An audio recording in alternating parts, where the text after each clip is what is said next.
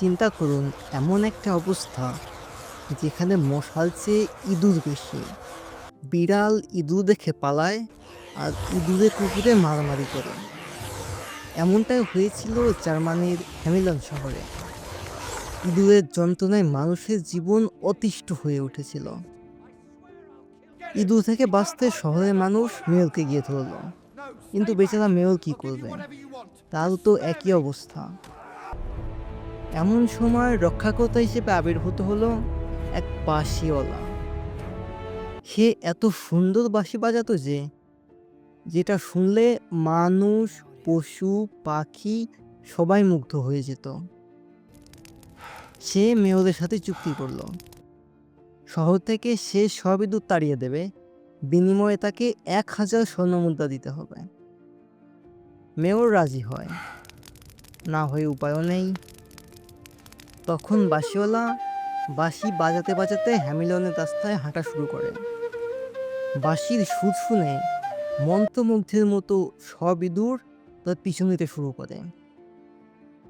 বাঁশিওয়ালা সকল ইঁদুর নিয়ে যায় হ্যামিলন শহরের পাশের নদী ওয়েসারে। এরপর সকল ইঁদুর ওয়েসা নদীতে হারিয়ে যায়। মাত্র 1 ঘন্টায় বাঁশিওয়ালা হ্যামিলন শহরকে ইঁদুর মুক্ত করে ফেলে।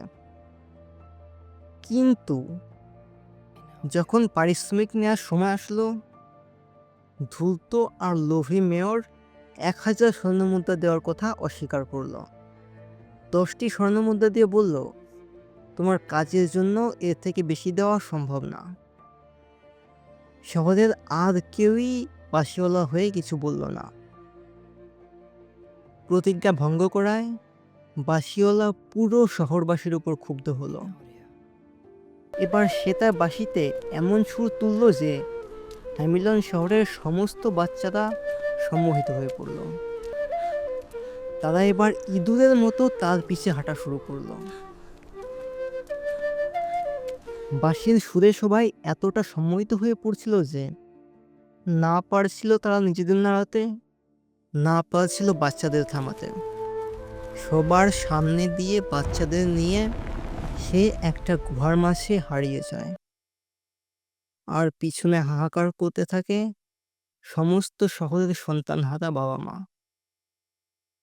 এই গল্পটা আমাদের বুঝিয়ে দেয় প্রতিশ্রুতি ভাঙার পরিণতি কতটা ভয়াবহ হতে পারে।